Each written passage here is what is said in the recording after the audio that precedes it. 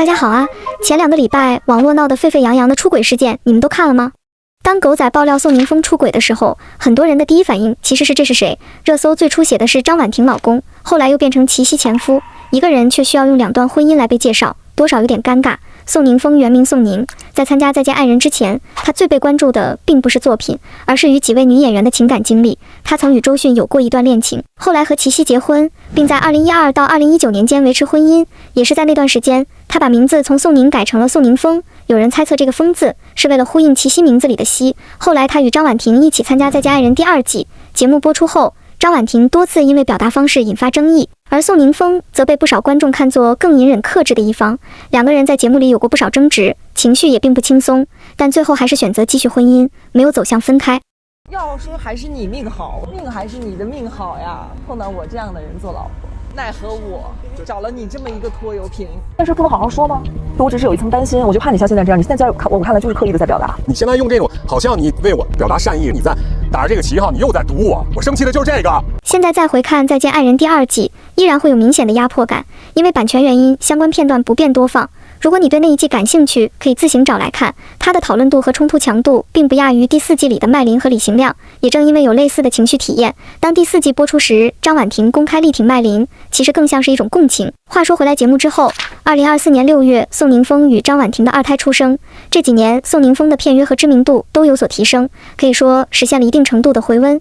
张婉婷则转向小红书直播带货，也持续分享关于婚姻与育儿的个人感受，同时展示一家4口的日常生活，逐渐成为母婴与情感领域的内容创作者。从外界观感来看，这段关系在经历节目之后趋于稳定，2个人也迎来了事业上的新阶段。但令现实是，在第2个孩子出生半年后，宋宁峰就已经出轨，对方 Q 女士向媒体提供了聊天记录和电话录音等相关证据，真的让人大跌眼镜。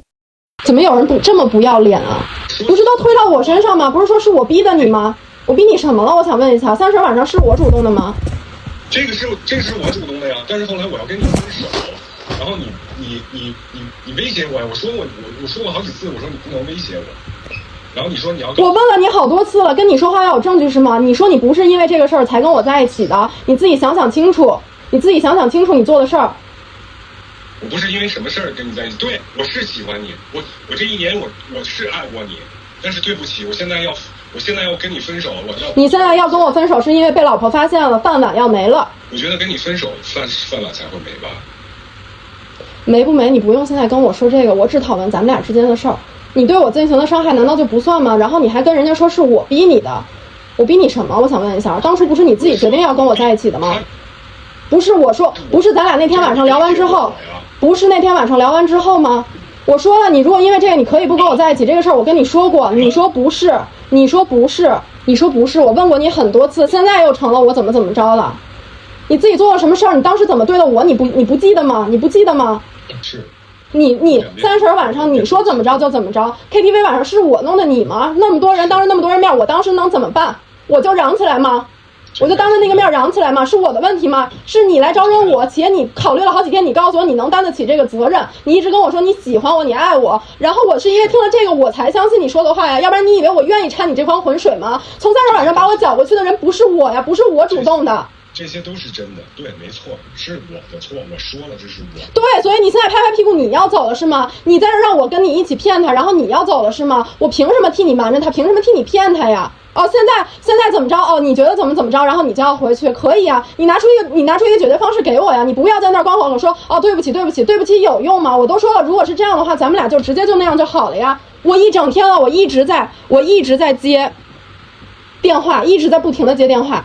我当时他给我拉黑了之后，我没有找他，我甚至都没有再给他发信息，我也没有给你发信息，我也没有问你，因为我觉得下午咱们俩都说好了，你跟我说什么事儿我只听你的，我跟你沟通，不需要跟他沟通。然后呢，结果现在我来跟你沟通啊。你来跟我沟通是你主动跟我沟通的吗？是因为我一直在问你是在跟我沟通吗？你沟通完了之后，你只是说这个，然后呢，你要表达什么呢？我现在吗？你要表达什么呢？你光说了这句话，然后呢，你要承担你做的事儿。我说了，你不要一个两个，你们2个把我一起当在这骗。我承担，你要我怎么承担？什么？你不要老是说我怎么承担，我想让怎么样，我想让你怎么样，你就会怎么样吗？我现在决定了，我要跟婉婷一起把孩子养大。你养呗，没有人不让你养，你不用跟我说家里，你不用跟我说家里，你带着安娜跟我在床上那什么的时候，你没说过，你没有想过，你现在跟我说这个。对，我知道那个时候我错了，我现在后悔。你轻飘飘一句说带过去就带过去了。你想怎么弥补？你说呀！我说让你怎么样你就怎么样吗？你解决态度有没有一个你能做的事儿？你来跟我说，而不是一直在这问我。我说什么你就做什么吗？我说什么你就做什么吗？我问问。要怎么补偿？你说。我说啊，一是我肯定要让人家都知道，我不可能就是我平白无故我就这样了。你确实是我勾引了你，没问题。但是你也知道我是有家庭的，然后婉婷也找律师要起诉你，咱们就如果你没问题，那如果你要是这样的话，那我为什么要补偿你呢？你难道破坏我们的家庭，你不应该补偿我吗？那我想请问你说这话要脸吗？但你已经把我逼到这份，我把你逼到这个份儿上，宋宁峰，我把你逼到这个份儿上了是吗？谁逼的谁呀？咱们俩这1年多谁逼的谁？你现在轻飘飘一句你想拍屁股，你跟我诚恳的有道歉吗？你在这胡说八道什么呢？我想问一下。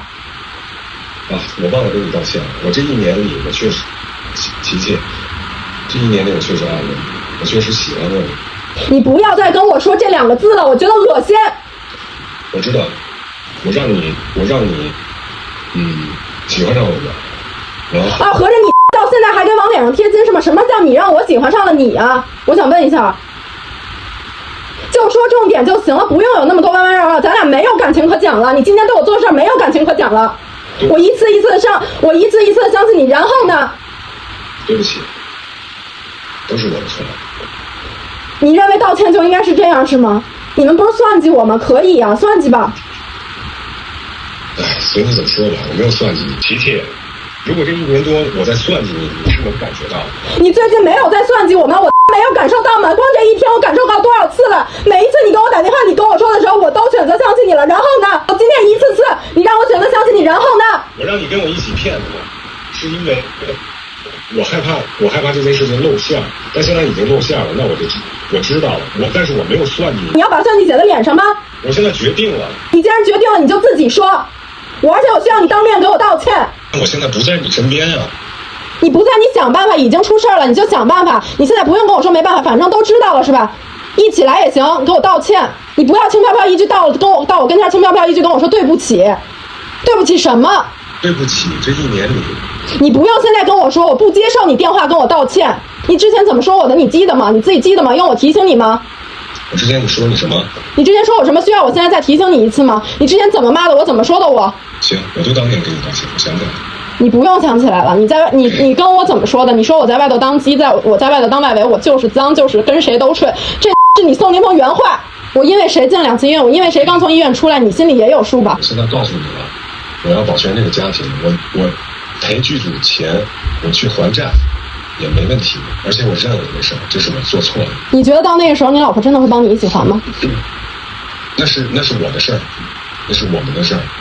对，什么都是你们的事儿。你有事儿的时候知道找我了，怎么有人这么不要脸啊？这段录音听完，其实信息已经很清楚了。他不是谁在解释，而是2个人在撕责任，一个在问你当初怎么说的，一个在说我现在要回归家庭了。你会发现这段关系最扎心的地方就在这里，当初是用喜欢和爱把人拉进来，现在是用家庭和责任把人推开。到了2026年3月，宋宁峰妻子张婉婷发现他出轨，宋宁峰被抓包后的第一反应是让 Q 女士一起撒谎，隐瞒这段关系。3月15日2人发生争吵， Q 女士质疑你当初怎么承诺的。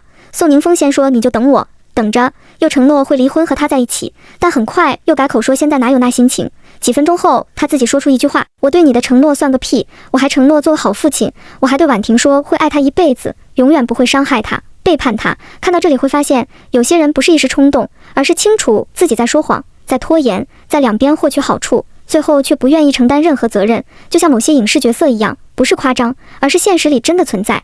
3月17日，张婉婷找到 Q 女士发信息对峙，并用泄露裸照相威胁，要求她离开宋宁峰。从聊天记录来看，她说你不值得我对你好，还提到要把照片发给高露。这些信息基本可以判断 Q 女士很可能也是圈内人，而且与2人都有交集。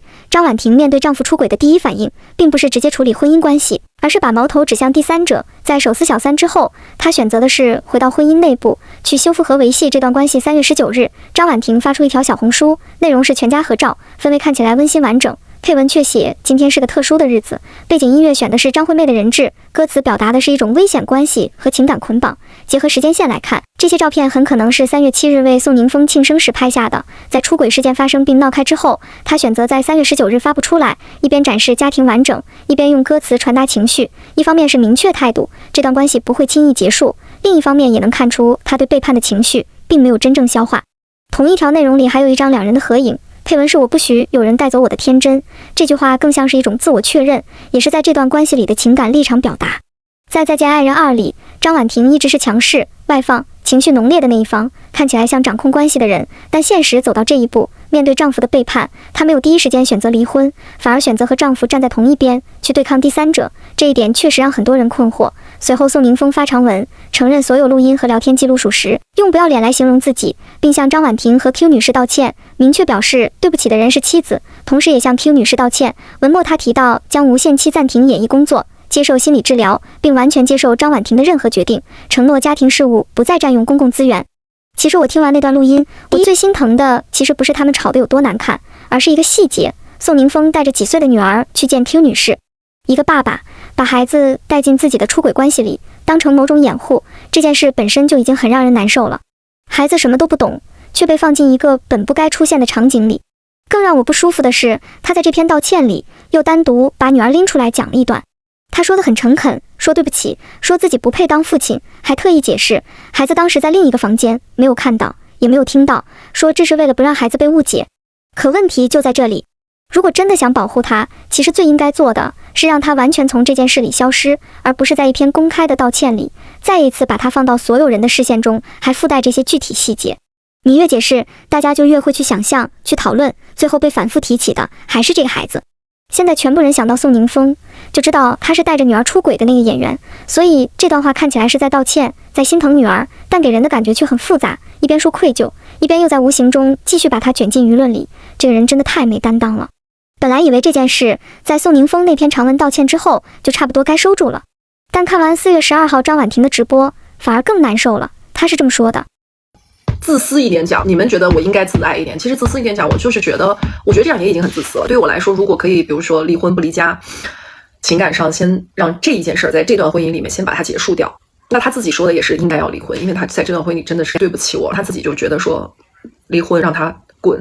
那2天他说不管我搬去哪儿住，他自己在附近再找一个小的房子，随叫随到，每天来帮我带孩子什么的。他说当然了，我现在没有什么期待，他说他会努力自己找一份工作再把我追回来。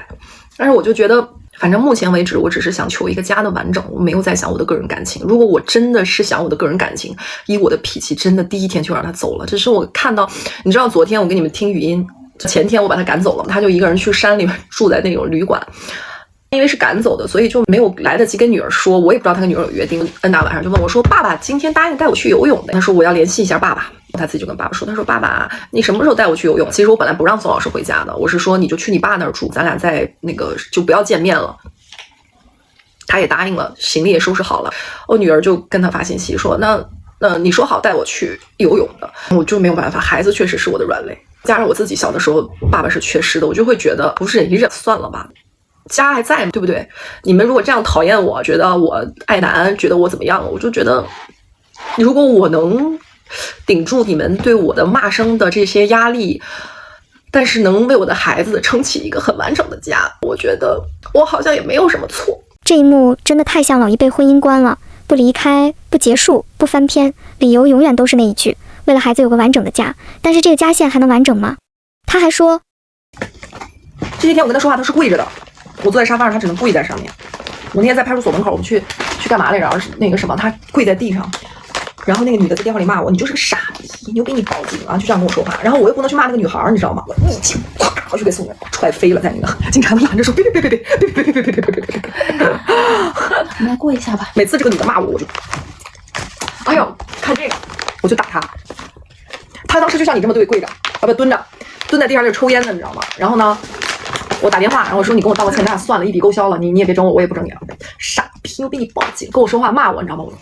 我拿着电话，我当时宋宁是这样就在地上，就像你现在这样，就这么蹲着，你知道吗？我当时我还脚下留情，我当时想朝着脸踹，你知道吗？脸给踹过去，但是毕竟警察在旁边，你知道吗？我就踹了这个，他现在这个肩膀上还有一个这个横着的那种。能看出来大概是一个鞋印的那种状态，他是个脚，从来的脚，生孩子没断那么有力，我当时一个回弹，你知道吗？膝盖大回弹，噌我就出去了，整个人飞出去了，你知道吗？整个人就是搓地的往后飞，飞出得有3米，一点都不夸张。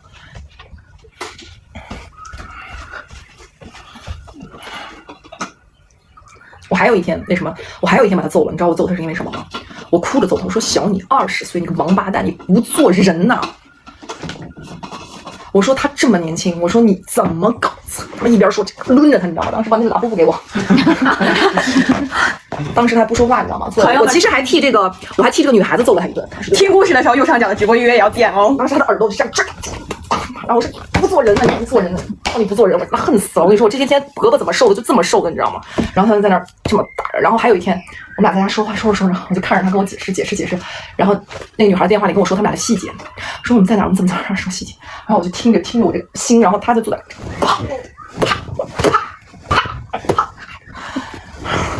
然后在院子里，你知道吗？他一直说小点声，别让邻居听见。我说你他妈还怕让邻居听见？我去你妈的！我说听见，薅着头发打。最近我不让他剪头发，这头发因为头发短了不好薅，你知道吗？扯他头发，我就看着张婉婷带着点胜利的姿态说这段话，心里真的不是滋味。我一直在想，孩子真的需要这样的完整家庭吗？很多成年人把孩子当作不敢面对现实的理由，用为了孩子维系关系，却忽略了孩子真正感受到的是压抑、冲突和扭曲的相处方式。被背叛、被羞辱、被挑衅后的情绪爆发当然可以理解，但当发泄变成让对方跪着、动手打骂，用羞辱去换取原谅，这已经不再是情绪宣泄，而是把伤害合理化，甚至当成一种出口。用承受换原谅，看似认错，其实只是用自我贬低替代真正的责任；用暴力换心安，也只是让关系不断消耗。最让我不安的不是谁更可怜，而是那句我还替那个女孩揍了她一顿，听起来像正义，却在悄悄传递一种危险的逻辑。只要我受伤了，我的伤害就可以被理解。但现实是，伤害从来不是继续伤害的理由。所谓完整，从来不是形式上的不分开，而是关系里有没有尊重、边界和健康的情绪流动。如果家庭只剩下惩罚、羞辱和互相消耗，那么对孩子而言，这样的完整可能比破碎更令人窒息。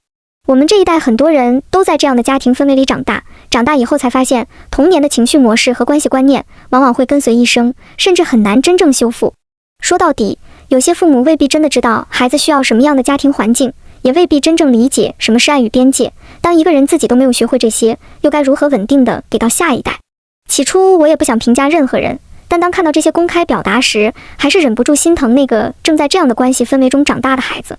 父母真正该给孩子的，难道不是健康的爱情观和家庭观吗？当一个家已经被伤害和冲突填满，却还执着于完整的形式，这个词本身就失去了意义。一个家里，妈妈一不开心就用暴力发泄，爸爸因为曾经的错误长期跪着认错，唯唯诺诺，这样的关系里只剩下压抑和失衡。孩子看到的不是责任与修复，而是伤害可以被合理化，尊严可以被交换，爱可以和恐惧并存。或许比起执着于形式上的完整，更重要的是停止把伤害当成爱的证明，也停止用孩子当作维系关系的理由。真正对孩子负责的，不是勉强维持一段关系，而是让他们在一个有尊重、有边界、能被好好对待的环境里长大。你们说呢？就说到这里吧，评论区见。